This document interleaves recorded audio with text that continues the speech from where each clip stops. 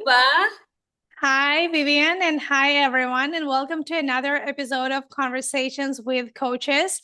This time, we decided to do a reverse podcast with my colleague, Vivian Xu Liang. Vivian appeared on our YouTube interview series earlier. She did a wonderful podcast on executive presence coaching, which was very popular. So if you haven't watched that one, go check it out.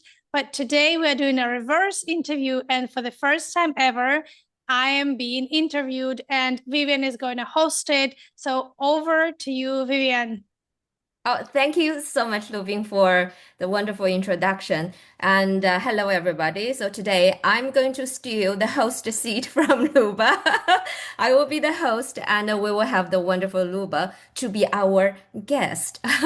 So, Luba, I know that you have your YouTube channel and podcast for a while now. And for me, for our audience to know you better, can you give us more information, background, and just let us know better of you? Sure. So I'm the founder of Upthink Coaching, a coaching and coach training company. We are based in China, but we work internationally because we work online. I'm an executive and team coach. I'm certified in emotional intelligence. I'm a coach educator, mentor coach, and a coaching supervisor. And I really love contributing to coaches' professional development. That's why I host two podcasts, and one is this Conversations with Coaches on YouTube, our video interview series, and another is Coaching with Confidence and Care, our audio podcast about common challenges that coaches face in their work. Oh, wow, that's quite a lot of directions of coaching. Do you mind if I ask which one is your favorite? It's so difficult to decide. I've never been able to decide. And I guess this is a challenge that I'm facing. I'm interested in many things, and I don't really want to put myself in a box. As a coach and educator, I think this role takes a big part of my Mm. time and my energy. And I am really passionate about this line of my work. But I also work very actively with clients, organizational clients, delivering sessions, leadership development programs, executive and leadership coaching, and team coaching. So today, our podcast is going to be about team coaching. So, probably I should say, team coaching is one of my favorite lines of work. Of course. I see. And how is the team coaching fitted into the whole picture? I think I've always been excited about teamwork just because I had a managerial role when I still Mm. worked full time. So, as a person who interviewed people for the team, who managed a team, who put a team Mm. together, who had to work on team bonding, this area of work was very close to my heart. And I always was interested in team dynamics and what makes a team a team. And then when I started to work with leaders, I discovered that it was, first a little bit limiting for me to only work with leaders. Many of them started to ask, can you do work with our team? Can we come as a team? And I thought, oh, I need to do some team coaching training to be well prepared to handle this. And at first, I um, got a short training in group coaching. And Mm. then I took a few different team coaching programs to become certified as a team coach. And then I co founded another company, Global Impact Teams. And with my business partner, we developed our own psychometric assessment for teams. And now we coach teams using data informed approach, which is also very exciting. So for coaches, most of us, we started from standard or traditional individual coaching program. And for people like me who are interested in team coaching, what do you think is the first thing we need to consider? I think team coaching is one of those um, coaching niches where you do benefit from some additional training because team coaching is very complex. Working with a team is not the same as working with individuals.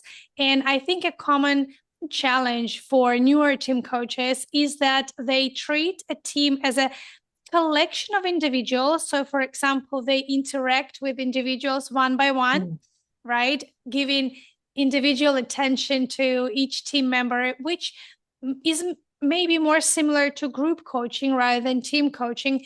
In team coaching, we see the team as a unit, team as a mm, whole, and we work with a team. And I think that's a change in mindset that a coach needs to make just to get used to the idea that now we coach an entity, we mm, coach something that's bigger than individual, like a collective mm, mindset, right? mm, And I think it also comes with understanding of systems.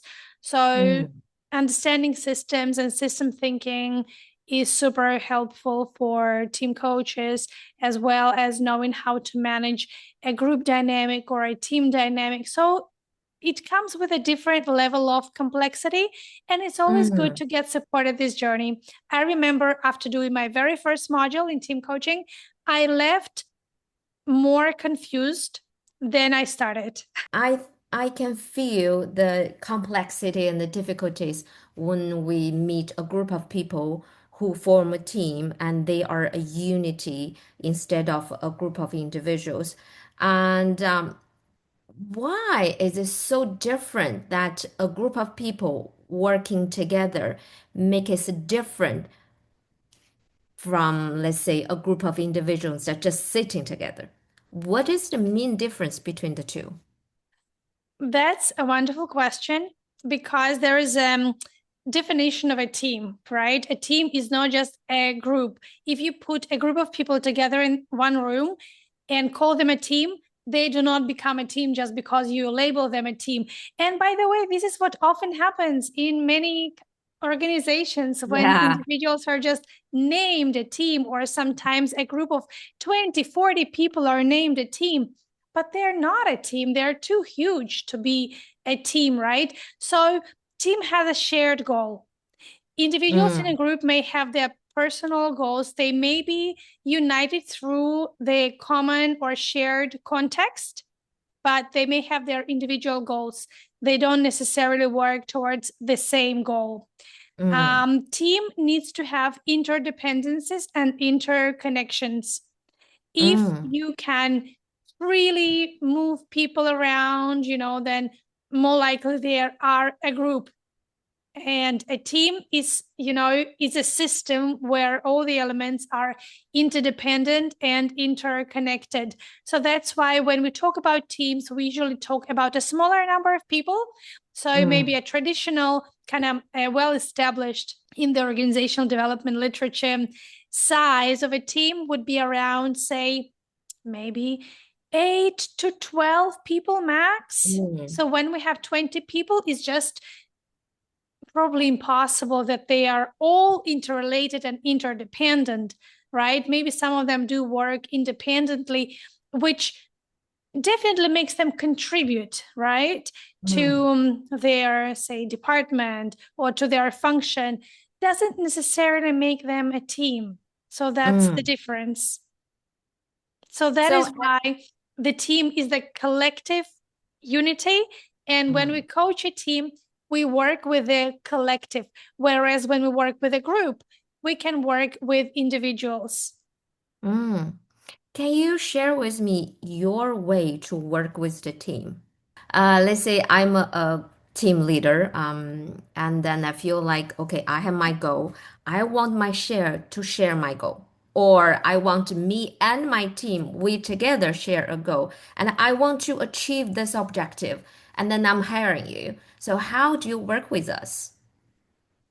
Oh, that's a very complex topic, isn't it? Because all organizational engagements, they do not just start by a coach entering the room and starting to work with a team, right?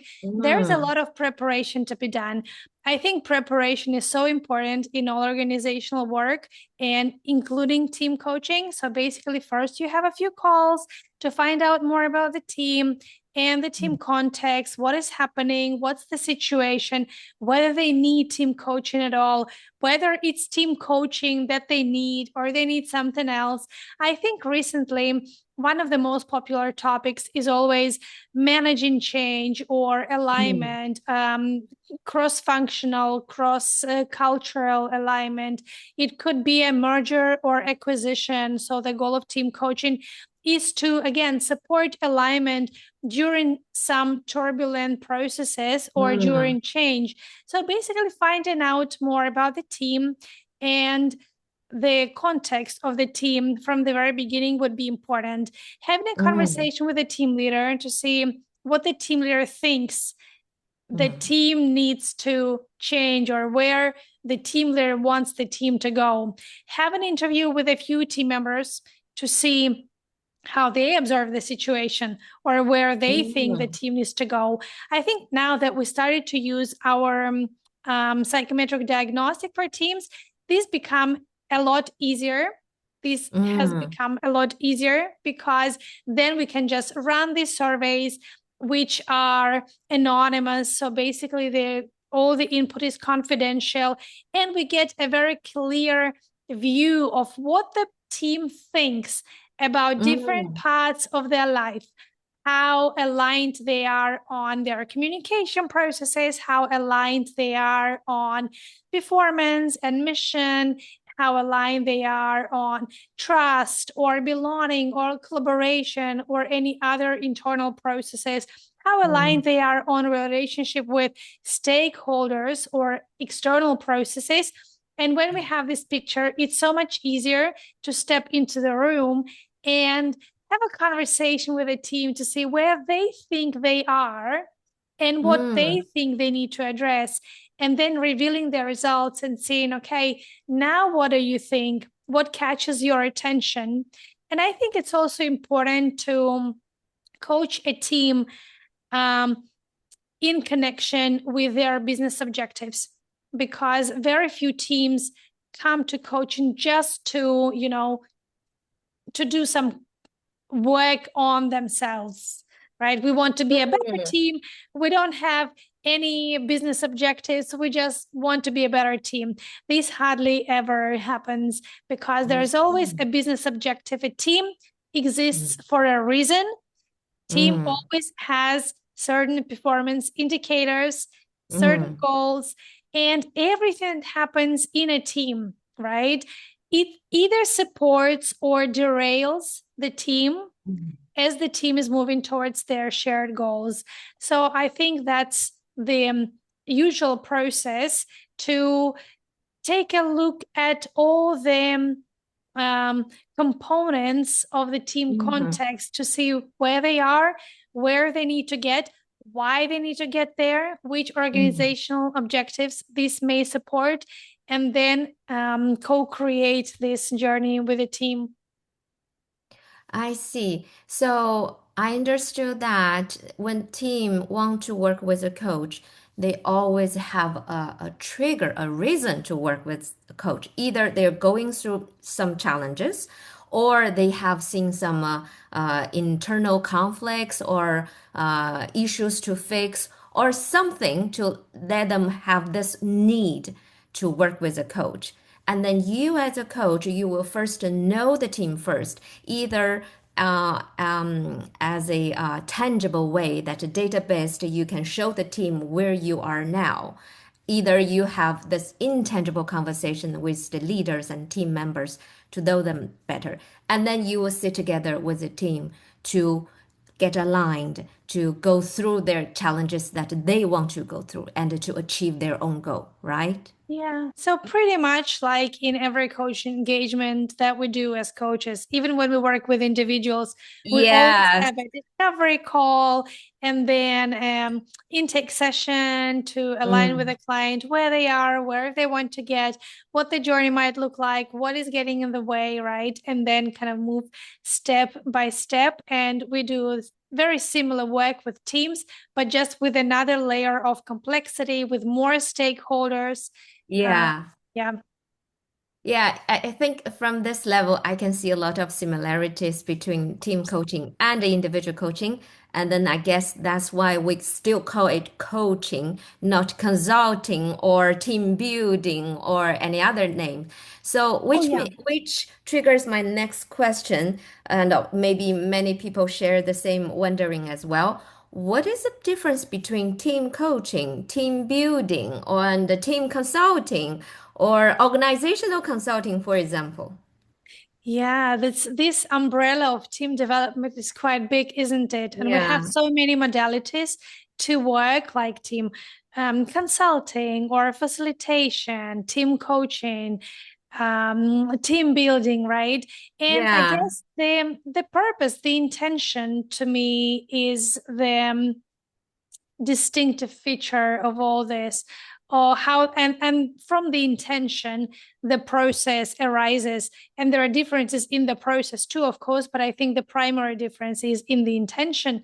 The intention of team coaching is help the team have some conversations they cannot have themselves, and help them understand their inner, their collective thinking and their journey from point A to point B. So it's a learning intervention in a way in which a team learns something about themselves, deepens their awareness about their own processes. And as a result of this awareness, they start to approach their tasks and goals in a different way. So we co-create some action steps for them to make progress. A team facilitation is usually towards a specific process or towards a specific goal. So, for example, a team needs to develop a strategy all together, right? And we hold the space for the team. There is quite some um, team facilitation elements in team coaching as well, just because it's managing the team and holding the space for a team that requires some facilitation skills. But facilitation is more around, getting a team to complete something by the end of our session. Team building is more about bonding. It doesn't necessarily have to be about goals, but it can be more about bonding, building connections, getting to know each other. And what else was there? Team consulting, and there are different consulting modes, right? So, say some modes like process consulting, it can be very similar to team coaching, but it can be less focused on achieving some goals or creating shifts or moving from point A to point B. It can be just to slow down with a team and help them notice some of their inner processes. It can be more focused on the team dynamics and the influence of team dynamics and team internal processes on how they make decisions, how they communicate, what challenges mm, they face, right? So every time we have a slightly different focus, slightly different intention, and that's how a modality is chosen. But that's just my way of explaining it, I mm. guess, as a coach and educator, and as someone who's practicing various modalities. That's probably the way that makes sense to me. Does that make sense to you? Well, it does make some sense to me. At the same time, if I put myself in the shoes of a client, especially the team leader or executive, I'm thinking, okay, I do have challenges or situations that I want to, where I want to work with a coach, or some help, some sort of help. But how do I decide? Do I go for a coach or go for a consultant or facilitator? Do I organize a weekend retreat for team building, or what kind of help should I look for? This is an amazing question. And I think each of these processes honestly can be helpful in its own way. I Mm, guess then the question would be, what do you want to see as the deliverable of this work? Do you want to see some new learning? Do you mm, want to see some action steps? Are you ready to take steps to make progress? Yeah. So, mm, are you ready to get involved for a longer period of time? Because team coaching requires some time, right? Or are you mm, looking for more like one once and done solution where you spend a couple of days together and that's it. You call, your mission complete. So So there's maybe talking to mm, various types of consultants or coaches and seeing and understanding what is it that you really want could be important because each of okay. these processes can serve the team in different ways. Mm. It reminds me quite a lot of my clients as well. When my clients looking work with me as a coaching client, I can see how much ambitious they are, ambitious in a way that they do not look for the current one-time solution for the current challenge only. They look for example, their own solution so that they can solve similar challenges in life, or they're looking for a sustainable growth in themselves so that there will be no more such challenge considered as a challenge in the future. So that's the looking for the willingness to look for growth matters in coaching. I think it applies as well in team coaching. Definitely. I think you're spot on. Okay. And I remember once that I worked with a leader as a one-one coaching. Uh, and after 3 months of collaboration, he mentioned to me that there's something happened. There's some changes happened in their team as well. Even though I did not work with their team directly. So I'm wondering, sometime when we work with a leader, when the leader changes, their team changes as a consequences. So when do we look for a team coach that intervene with the team directly, and when do we work only with the leader? That's a great question. I don't even know if there's the right answer for this. And the answer would be again going back to the basics and seeing if that's individual that needs support most, or if that's the collective that needs Mm, supports most. For example, the team remains stable, the leader changed, and the team is pretty much bonded, right? So the new leader needs to blend. Team coaching could be quite beneficial for them, right? On the one mm, hand, because it's a new unity now. Now they got a new member and quite a crucial member, their leader. So they need to maybe readjust, realign, renegotiate, recontract with each other, reestablish some rules and expectations, right? So I think team coaching is a useful intervention when we talk about the collective work. okay. And what I want to ask is, can you give me an example? If a leader approached me to work with their team, and how do I decide and how do I propose the best way to work with the leader first or to work as a team first? And a specific example for me to understand this, Yeah. Yeah. to understand this better.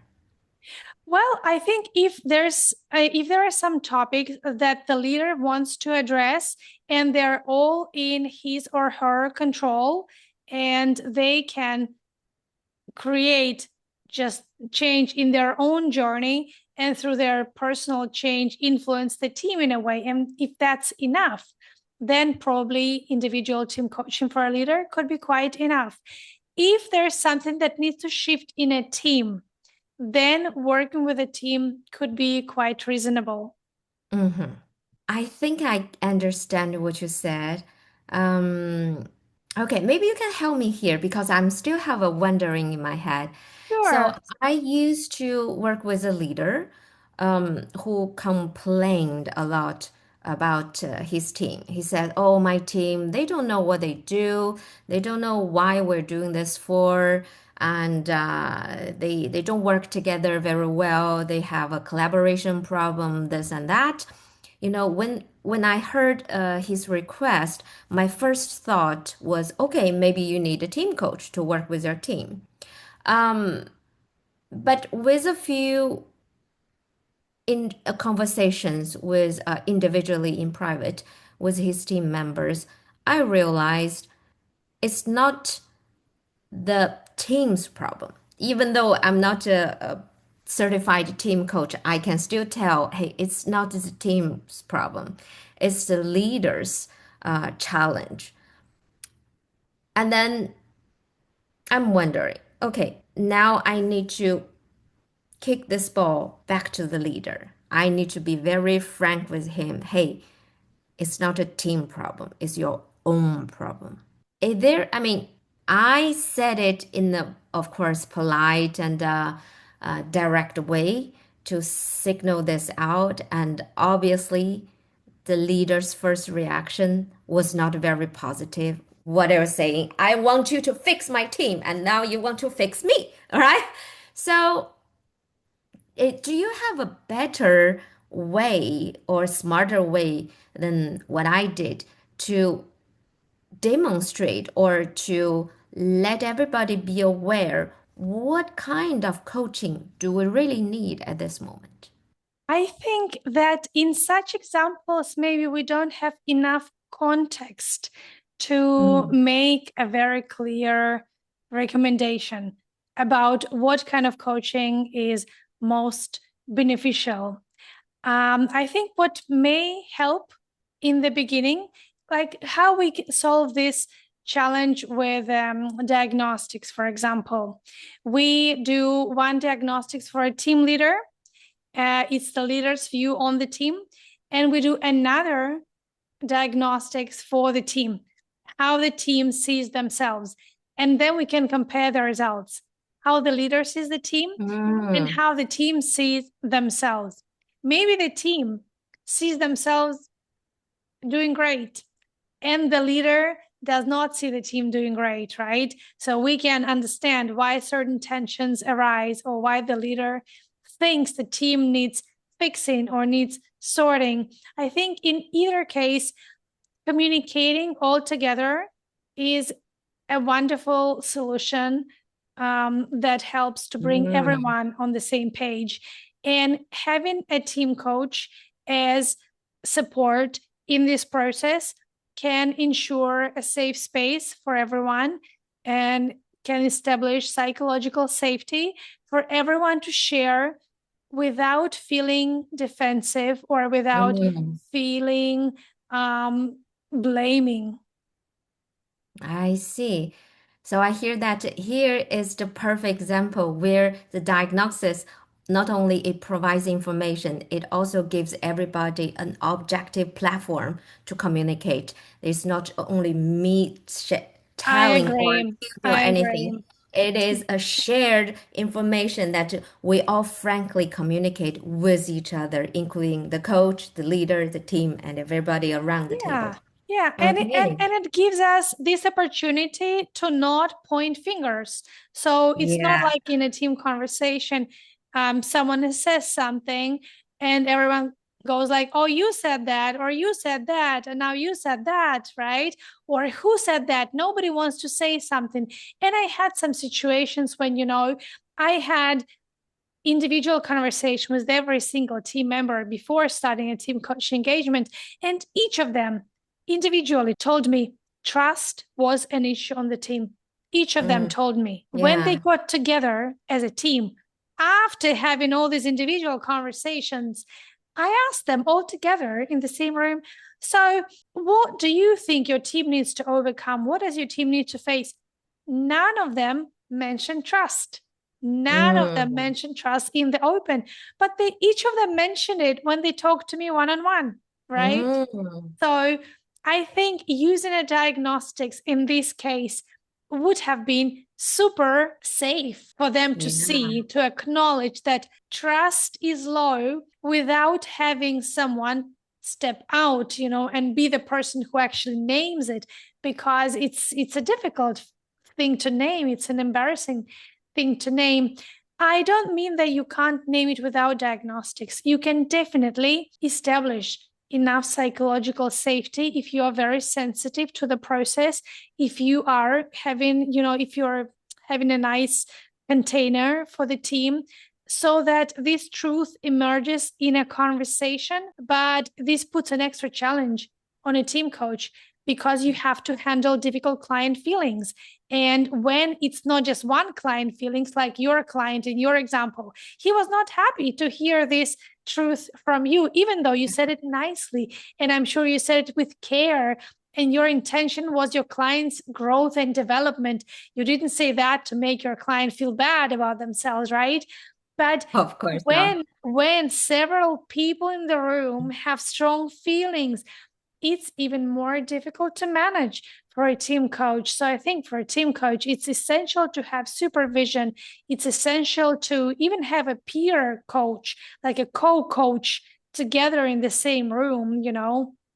It's Mm. essential to do reflection, preparation, and develop the internal capacity to be able to hold this space, you know, which sometimes may be quite tough, especially if conflict finally emerges.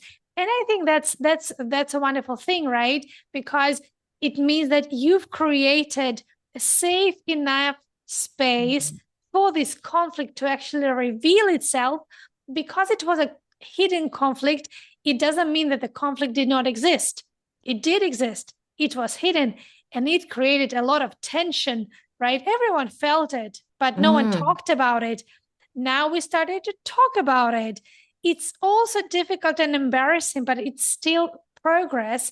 And, you know, managing this process may be difficult for a team, especially for a culturally diverse team, right? And we know that in some cultures, there's no this kind of welcoming of open conflict. Yeah, and people don't know how to work with conflict or how to contain conflict in a safe or productive or a constructive way. So I think team coach can be essential in this process to take this pressure on themselves.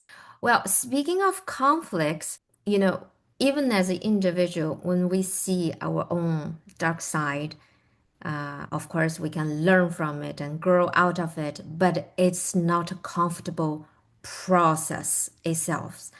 Uh, and I imagine it's the same for the team, especially when we all aware there's some hidden conflict in the team, and now it's the time for everybody to talk about it and to look straight into it. And how, as a team coach, how do you manage this discomfort in team coaching? I think it starts long before the team is ready for this conversation, Mm-hmm. right? From the very beginning, you set up the session, you instill this psychological safety, you contract around it, you reinforce it. I often do use reinforcement in my session. So when a team is doing something good, something constructive, I always reflect it back to them. And this is not a judgment or my evaluation, or I'm not lying to them to make them feel good, right? I'm noticing what they're doing well. So, for example, they mentioned something embarrassing, and I'm, you know, something that's vulnerable. Maybe it's not a conflict, maybe it's the a team member shares their own personal reflection that makes them vulnerable, right? And I say, oh, thank you for sharing it. I appreciate this. And I appreciate everyone for creating a safe space enough to share. So, what empowered you to have this safe space? Or what made this safe space possible for you? So, let's reflect. Let's step back a little bit and reflect on what kind of space we're having here. And I think the more reflections the team notices from me about them, the more they become confident in their ability to be more courageous, to say something uncomfortable, to be respectful but honest. And I Mm-hmm. think every time something happens, you know, I always reflect back to them. Oh, that was courageous. How did the team accept that? Yeah, so how do you feel sharing this topic with the team? How do you guys feel hearing this, right? What does that mean to the team? And I kind of help them reimagine themselves, help them recreate a different team image, like a team who is capable of having courageous conversations, like a team who's capable of holding space for each other respectfully and honestly, and a team who's capable of hearing different opinions and stay whole at the same time, right? So not let different opinions or disagreements make them fall apart. So I kind of always help them realize that, okay, so you are making this possible, you are this container for each other. So by the time they get to a conflicting topic, it usually takes some time. They do not usually blurt that out from the very beginning, right? They're being maybe a little bit cautious first. They see me for the first time, and they never had such conversations before about how we actually work together. We often talk about what we do together, what we need to do together, what we have done well or haven't done well, but we rarely talk about how we work with each other, how we communicate with each other, how we are being with each other. And they're being cautious at first, but they become more and more open and courageous as we move along. And I guess I'm very sensitive to the change of dynamics in the room, seeing if there's a potential, like a potential really kind of sensitive or strong moment. And I had this in some sessions where I had to ask for permission to interfere and maybe reflect, a few things that were happening in the room, just to, again, let everyone step back and release some tension and become observers of their own process, not to make it personal, but to make it part of their shared story.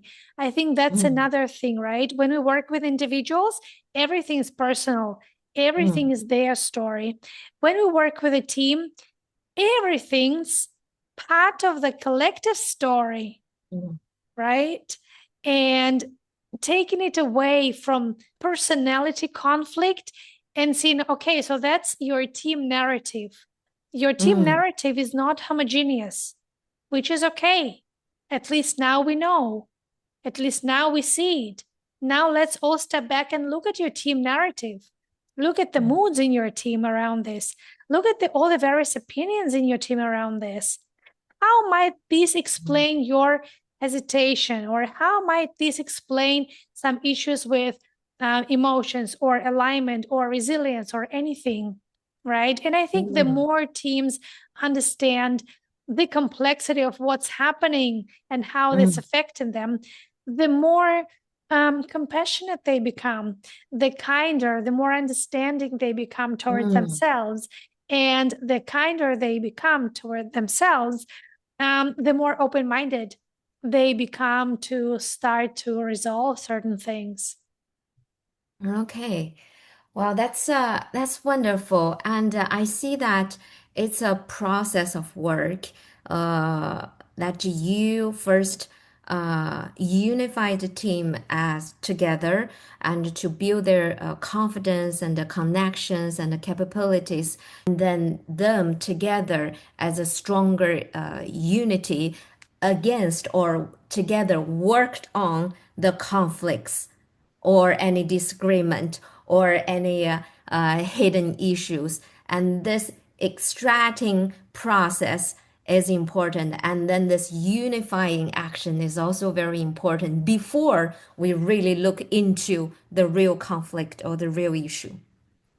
I guess you could put it this way, right? Even with individual clients, you know that a Mm, person needs to reach a certain stage of awareness, a certain understanding that, okay, that's how I am. And the way I am, the way I perceive the situation, or the way I perceive myself, or the way I perceive other people is not being particularly helpful.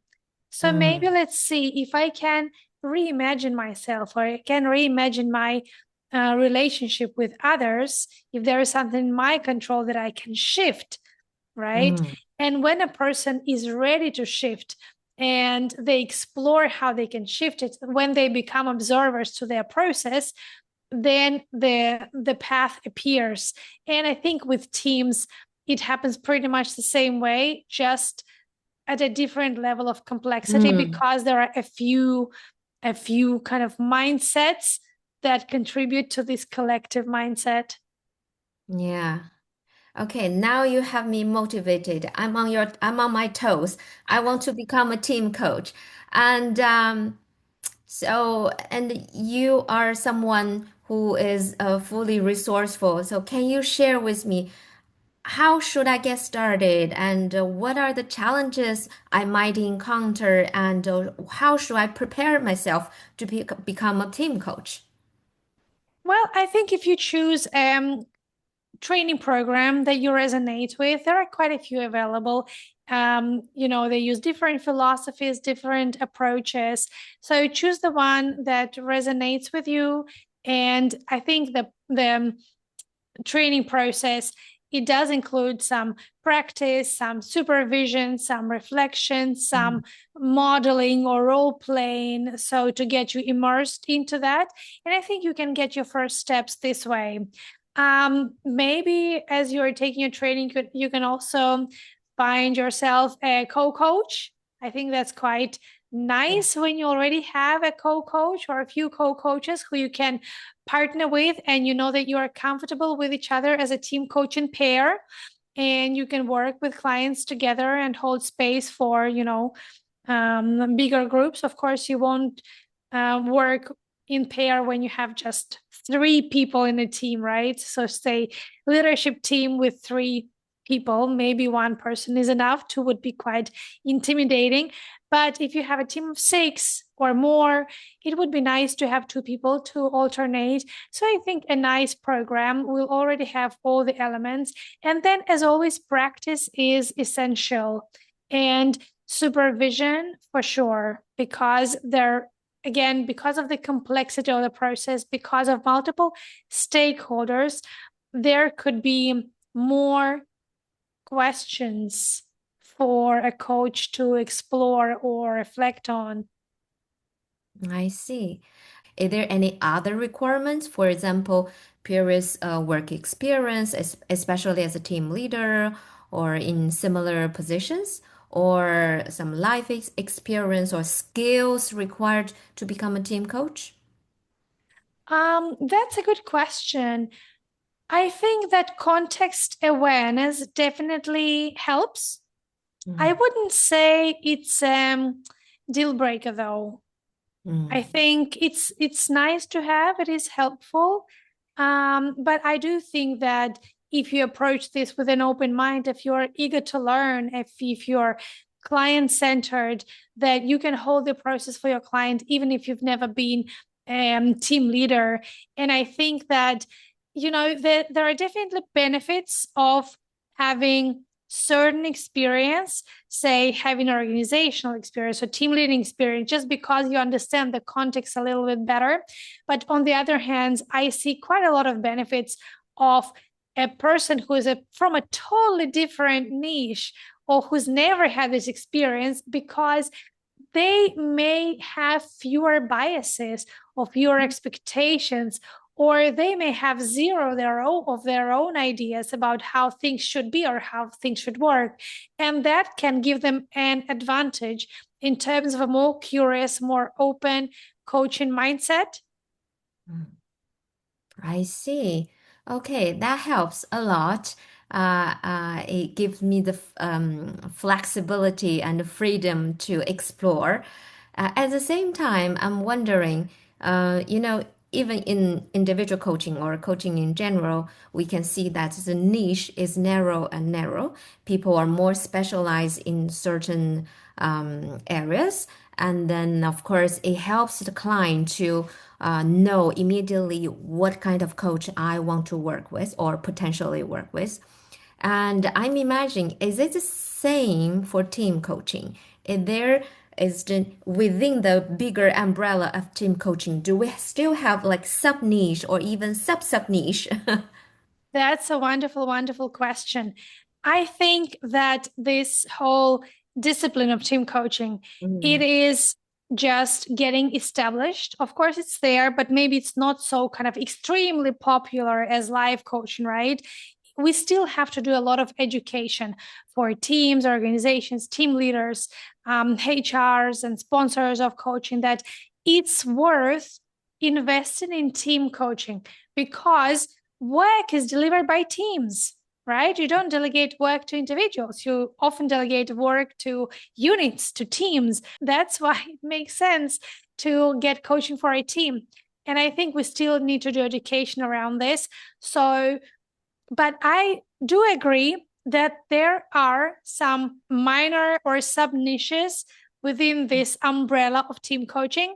So, for example, coaching for business partners, founder coaching, right? Maybe just 2 or 3 people who are co-founders of a company and they are a team. Family Mm. businesses. We had again another wonderful YouTube interview on family businesses with Wow. wonderful Anya Dikota. That was an amazing episode. And family businesses, there are also teams, right? Usually a team of founders, but they are a Yes. family. That's an additional level of complexity. When we Yes. started to develop our diagnostics, we particularly wanted to focus on culturally diverse, geographically dispersed or hybrid remote virtual Mm. teams, right? Because we had a lot of these teams after COVID-19 pandemic. And that, so we included the research about these newer types of teams in order to to develop the model and the diagnostic itself. Eventually, when we kind of launched the tool, we found out that people use it with all sorts of teams, in office Yeah. teams, founders teams, family businesses. So it turned out to be a lot wider than we had initially Mm. planned.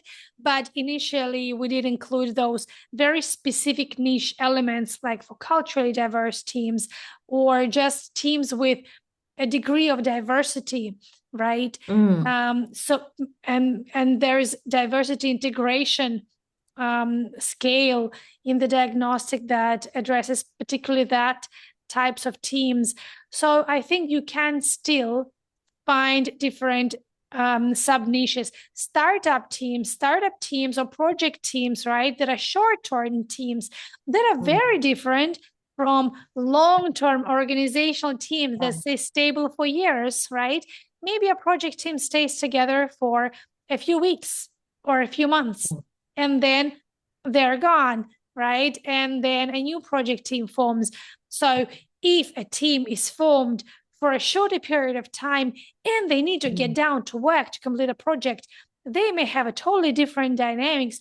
They have a totally different even processes such as trust. They need to build trust quicker, right? Because they don't have years together. They don't have months together sometimes, right? So I think all these minor types of teams have their specifics and can definitely offer a range of sub niches within even this team coaching area. I can see this, puzzle is getting more and more complete and expanding. I'm very happy to see this development, especially as someone who is very interested in this. My next question will be, as this is also a question I was asked by clients and coaches as well. The question is that as a coach, we see the demands growing, we see the coaches developing their business. What do you think is triggering this demand? Is it coming from the willingness of the coach who want to have offer this service, or is it a real demand from the client, from the market, that more and more team are in need of team coaching service? That's a very good question. And I think it's both, isn't it? There's interest from the practitioner side, but there's definitely a business need. So Mm. let me put it this way. Um, I my company provides coach training, and a lot of our coach training students are leaders who want to be better leaders, right? So they go and get a coaching certification because they want to know how to coach properly. And I'm sometimes thinking, does every leader or do many leaders really need to go through a coaching certification in order to become better leaders? Like, am I supporting this because I'm passionate about coaching education and I see a great fit? Or is that a real need from leaders? And because I'm also a very active coach and I coach a lot of leaders, from various companies, countries, cultures, industries.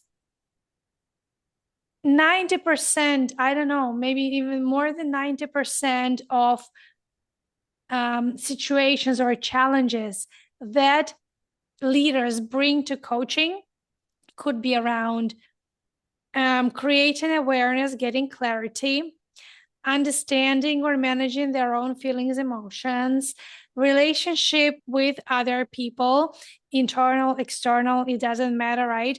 Communication skills like giving feedback or, I don't know, public speaking, or a lot of these things, right? And I honestly think, I genuinely think that going through coach training can equip a person, can equip a leader with so many invaluable skills. They become so much better at supporting themselves in creating awareness, understanding their own feelings, being centered on another person rather than being just able to see everything from my own perspective, right? Able to see opportunities, able to motivate people, like motivate people in a way, like understand other people's true motivations and values and strengths, and help them co-create, right? And set clear goals and help other people be accountable, because all these skills are part of coaching competencies. And sometimes when I work with a leader as a coach and I coach them around all these various topics, I think, wow, if you just spent 3 months in coach training, that could have probably given you a huge leap forward. You wouldn't maybe be asking all these questions. You would be asking different questions, of course, right? Our journey of self-awareness maybe never stops, especially if you're a lifelong learner. But a lot of these questions would have been resolved just because you changed the way you think, because you developed this coaching mindset, which would support you greatly as a leader.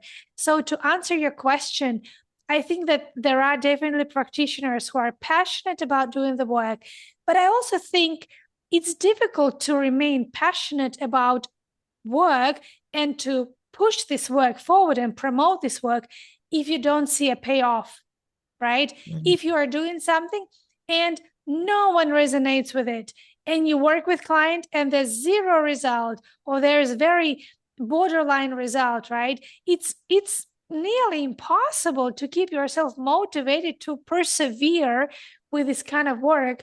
So I think coaches who push these ideas forward, they've seen the results, they've seen the outcomes, and that made them see the value of what they're offering, and that helps them persevere. And at the same time, there are clients who are in need of this, and some clients have realized the need, and some clients have not realized the need, which doesn't mean that the need doesn't exist.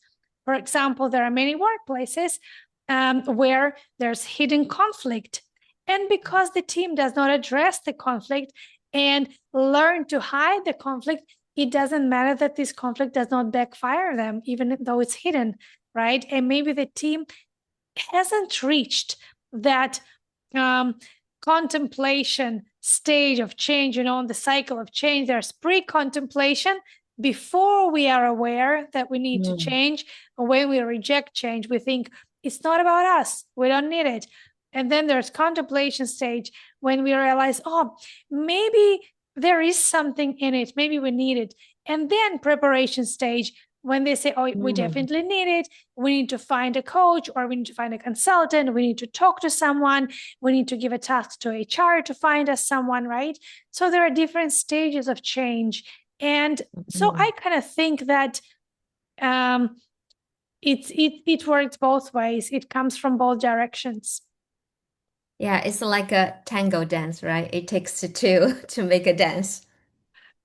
I think if you are a coach who works with leaders or who works with organization, there is an opportunity for you to make a greater difference. And if you enjoy this type of work, you can definitely at least explore whether or not team coaching is the type of work you might enjoy. So if you're someone who's interested in this type of work, Do some research, listen to team coaches, listen to team coaching stories, read some books on team coaching, and see if there is something that captures you and drives you to explore this angle. Because I think if you are in the organizational setting already, you are facing teams in an indirect way, right? And just being more informed about how teams function and what creates difference in teams can enhance your work, even if you work with individuals. Okay, wonderful. And since it's holiday season, as we're speaking, and I believe that many people are reading during their holidays, during their family time or resting time, do you have any book recommended to our audience on team coaching? Book on team coaching. Um, well, I guess one of the famous books on teams is Patrick Lencioni's Five Dysfunctions of a Team. I don't use the five dysfunction model in my coaching because I find it quite linear, and teamwork is a lot more complex than that. We work with complex adaptive systems, but I think it's a wonderfully written book that's written as a fable, and it's an engaging read that can also help understand team as one. And I think it, for someone who's just considering team coaching, this could be an interesting and engaging read. All right. Thank you so much. Thank you for your recommendations. And thank you for your time. I wish you a wonderful holiday season, Luba. And looking forward to talking to you more and see you later. Thank you so much, Vivian. Happy Thank holidays. you. Happy holidays, everyone. Bye.